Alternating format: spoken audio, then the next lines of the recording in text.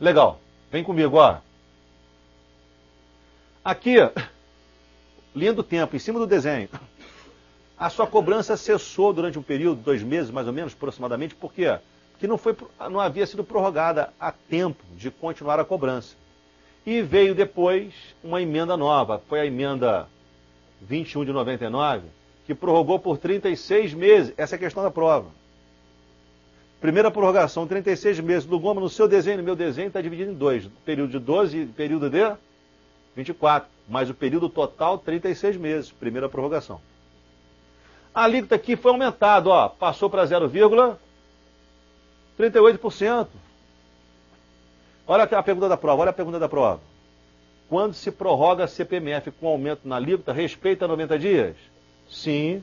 Respeitou de novo o quê? 90 dias. Por que respeitou 90 dias? Porque houve majoração na alíquota.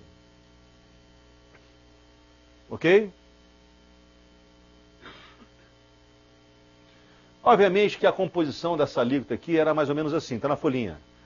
O 0,20% continuava indo para o Fundo Nacional da Saúde. E a diferença, que é a 0,18%, passou a custear a Previdência Social. Previdência e Assistência Social.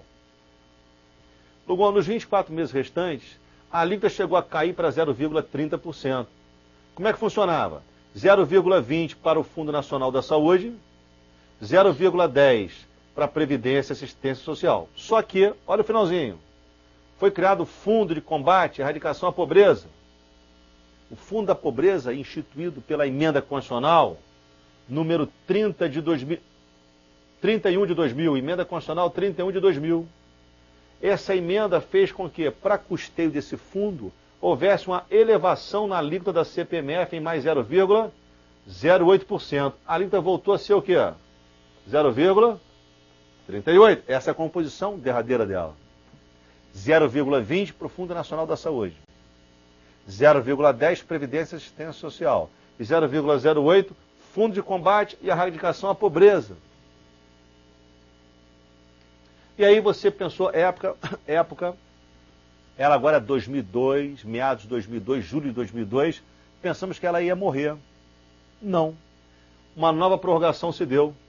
Foi a tal da emenda 37.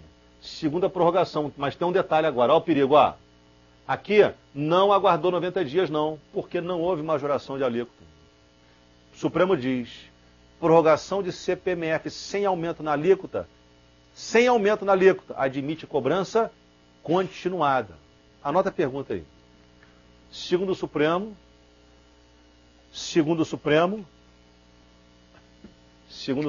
melhorar isso aqui, tá? Segundo o Supremo, prorrogação de CPMF sem aumento na alíquota continua sendo 0,38. Sem aumento na alíquota admite cobrança continuada. Prorrogação de CPMF sem aumento na alíquota admite cobrança continuada. Ok. E aí, no finalzinho, ó, 2002, 2003, em 2004, estava previsto que essa alíquota ia cair para 0,08 apenas, mas acabou não acontecendo não. Na verdade, porque antes dessa emenda terminar, em 2003, foi antecipada a terceira prorrogação pela emenda 42 de 2003 e permaneceu a alíquota sendo 0,38. Não deixaram cair. Houve uma emenda anterior a 2003, em dezembro de 2003, quer dizer, não chegou a vingar a redução em 2004, não chegou a vingar, porque em 2003, publicada a emenda 42, mantendo a alíquota de 0,38, até os seus últimos dias de vida, que foi o dia 31 de dezembro de 2007, onde ela expirou por decurso de prazo e não foi prorrogada. Uma prorrogação, 2, 3 prorrogações. CPMF teve 3 prorrogações. 3 prorrogações. Não é isso? Questão de prova. A questão é a seguinte. Primeira pergunta. Segundo o Supremo, prorrogação da CPMF com aumento na alíquota, respeita 90 dias? Sim. Sem aumento na alíquota? Não. Admite cobrança continuada. Questão que eu já vi em prova também. Quanto tempo durou a primeira prorrogação da CPMF? O que, Lugon? 36 meses. É demais. Quanto tempo durou a primeira vigência dela? 24 meses. Então, é isso que tem caído em prova até agora. Nada mais do que isso. E não se esqueça, ela é uma contribuição social? Lógico, é uma contribuição da Seguridade Social. Então, professor, por que não estudamos ela quando você falou da contribuição social? Porque ela é provisória, era provisória. Ela era provisória, ela não estava na parte permanente da Constituição. Estamos estudando avulso por isso. Ela não está no artigo 195 da Constituição, ela não é permanente. Como ela era provisória, onde é que ela foi incluída? Na DCT, ó. A DCT, artigo 74, artigo 75, artigo 84, artigo 85 da DCT e terminou no artigo 90 da DCT. Ata de Disposição Constitucional Transitória. Lugon, quero ler tudo sobre ela. É só você ler esses artigos da DCT, focaliza.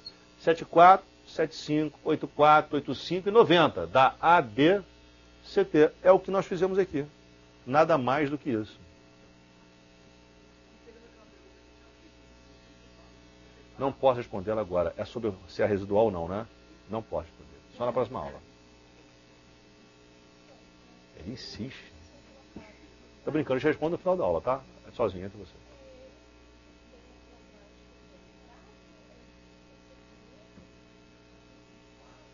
O prazo de 36 meses foi dividido em 2 etapas. 12 meses iniciais com a alíquota de 0,38. E 24 meses finais, teve uma redução temporária e depois um aumento novamente. Está autoexplicativo o texto, tá? Eu não estou preocupado com esse muito detalhe, porque realmente não é objeto nosso, tá? Mas nos 24 meses restantes, a alíquota chegou a reduzir para 0,30%, depois voltou a 0,38%, por quê? Porque foi incluído o Fundo de Combate à Pobreza. E o Fundo de Combate à Pobreza, uma das fontes de custeio era 0,08% a mais na CPMF. Ok? Estou te devendo. Bom, comentários finais. Do capítulo 2, eu vou pegar minha página 28, 2 comentários para nós encerrarmos nosso encontro hoje. Eu não sei nem que horas são, que horas são? Ah, certinho, vamos lá. Ó, primeiro comentário. Página 28. Eu li assim para você, ó, artigo 149, contribuições especiais de competência da União, não é isso? Especiais. Você tem a contribuição especial atípica, não quero falar dela. E tem as contribuições especiais, 149, parágrafo único, alfa. E tem as contribuições especiais do artigo 149, que são de 3 tipos: sociais, onde eu destaco aqui a da Seguridade Social, tem a interventiva e tem a corporativa. Quem é que disse que contribuição social é uma espécie de contribuição da União? Quem disse? A Constituição, que está escrito no artigo 149, eu li. Contribuição social é espécie do gênero contribuições da União. Não é uma espécie? A outra espécie é interventiva, não é? E a outra são as corporativas, ok? Só que a doutrina, ela pode, mantendo o conteúdo, mudar nome. E você vai encontrar a seguinte classificação em livrinhos de doutrina, até em prova de concurso. Se eu não falar segundo a Constituição, eu não estou usando a classificação do jeito que está aqui. Eu posso falar assim, olha pessoal, ó, olha o que vai acontecer aqui agora. Ó. Olha o que vai acontecer agora. Ó, as contribuições as contribuições sociais da União são, vou fazer o seguinte, ó, olha para cá, vou riscar isso aqui, são as da Seguridade Social, as interventivas e as corporativas. O que eu fiz? Eu usei social como gênero. E onde eu tinha lido social como espécie, eu falei Seguridade Social. Quem é que usa social como gênero? A doutrina. Então, segundo a doutrina, eu posso chamar todas elas de sociais. E fala assim, ó, não mudei conteúdo nenhum, tá? Só mudei nome, besteira. As contribuições sociais da União são as da Seguridade Social, as interventivas e as corporativas. PT, saudações. Isso pode vir na prova, pode, mas se vê assim, segundo a Constituição da República, pronto, aí matou. Se vier a segunda Constituição, eu tenho que escrever como está escrito na Constituição. Segundo a Constituição, as contribuições da União são as sociais, as interventivas e as corporativas. Porque eu falei segundo a Constituição. Aí eu tenho que copiar o texto. Mas se eu não classificar segundo a Constituição, uma classificação doutrinária, eu posso usar a expressão social como gênero das três. E o primeiro tipo, ao invés de falar social, eu falo seguridade direto. Tranquilo? É só para não ter pânico quando for ler livrinho. E já caiu em provinha de concurso? Lógico que caiu. Fala. Não entendi. Não entendi. Não entendi. Não, isso que é isso aqui? Eu estou falando daquelas do artigo 4. A típica é uma contribuição especial sui generis. Não muda nada. Não, não. Social está aqui, 149. O colega está falando assim, Lugon, e a CIP? E a COSIP? Não tem nada a ver com social, não. Esquece isso. Nada a ver. Isso aqui é contribuição sui generis. Esquece isso. Estou falando do artigo 149. As contribuições especiais da competência da União. CIP é município, é outra coisa. Ok? E última informação do dia. Página 16. Aliás, página 13. Página 13. Os tributos se classificam em tributos. Quanto à função? Tributos fiscais. Localizou? Extrafiscais e parafiscais. Só prestar atenção que está escrito tudo aí. Vamos lá, vem comigo. O que é um tributo fiscal? Função eminentemente arrecadatória. Página 13, todo mundo se localizou? Foi, galera? O que é tributo fiscal? A função eminentemente arrecadatória. Exemplo, imposto de renda, IPTU, em regra, né? Não quero exceção agora. Imposto de renda, IPTU, ICMS, bons exemplos. Agora, quando o tributo, olha para cá, quando o tributo, além da função arrecadatória, ele tem uma função extra que predomina, uma função além da arrecadatória, por exemplo, controle da economia ou intervenção na economia, e essa função de controle ou intervenção predomina sobre a função arrecadatória, ela tem uma função predominante, exemplo, imposto de importação e exportação, controla a balança comercial. Aí eu classifico como extrafiscal. Extrafiscal, função que predomina, é a função de controle ou intervenção na economia.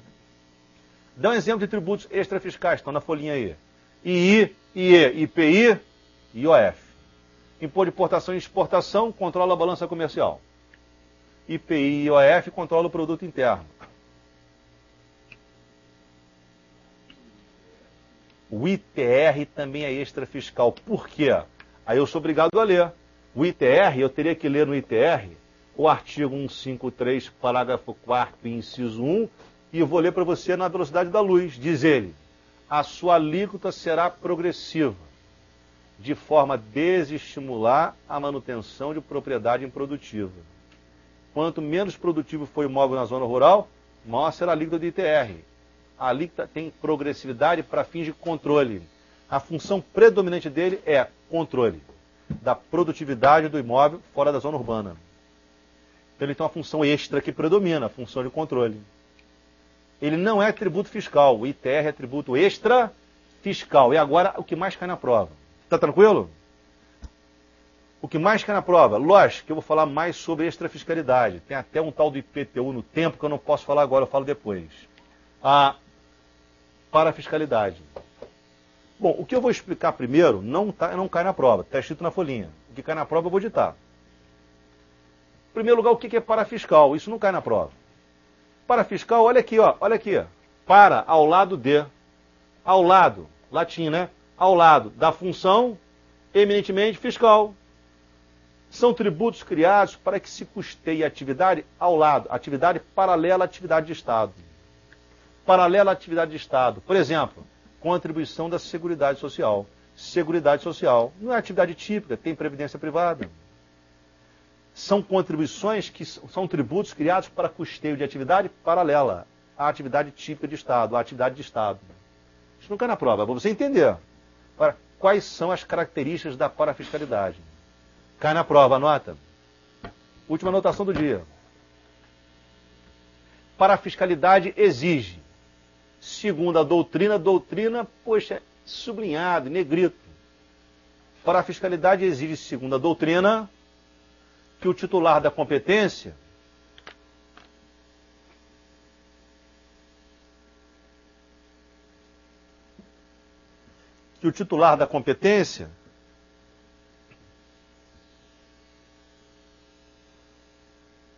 transfira as funções de arrecadar e fiscalizar, sublinha arrecadar, porque alguns autores falam só arrecadar, outros falam arrecadar e fiscalizar, bem como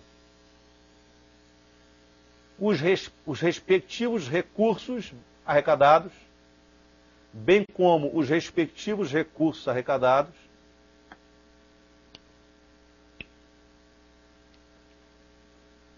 para outra pessoa jurídica,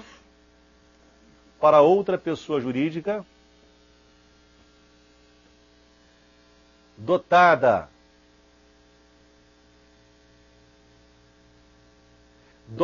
de autonomia administrativa e financeira. Ponto final. Para outra pessoa jurídica dotada de autonomia administrativa e financeira. Ponto final.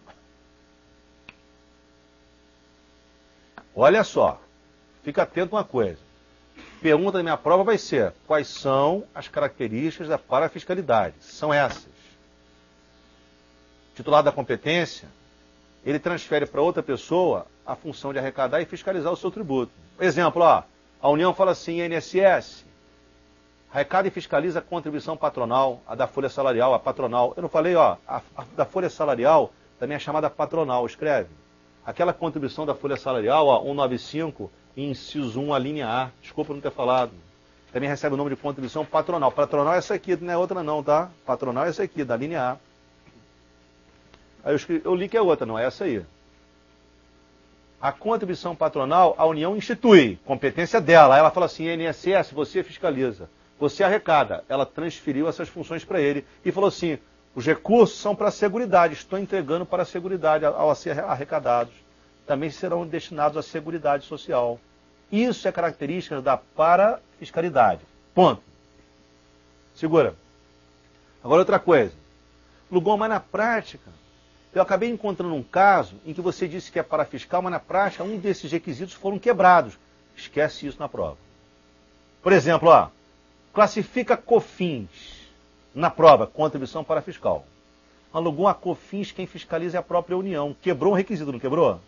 O Supremo disse: eu mantenho a constitucionalidade da lei que reverteu para a União essa contribuição na sua fiscalização, porque essa lei atende ao princípio da eficiência. Quem está mais aparelhado é a União e não o INSS. Puxa, Lugon, então algumas contribuições que você classifica como parafiscais, elas não atendem aos dois requisitos. Houve uma quebra do requisito da parafiscalidade. Isso é para você entender que algumas vezes acontece isso. Mas na prova a pergunta não é essa.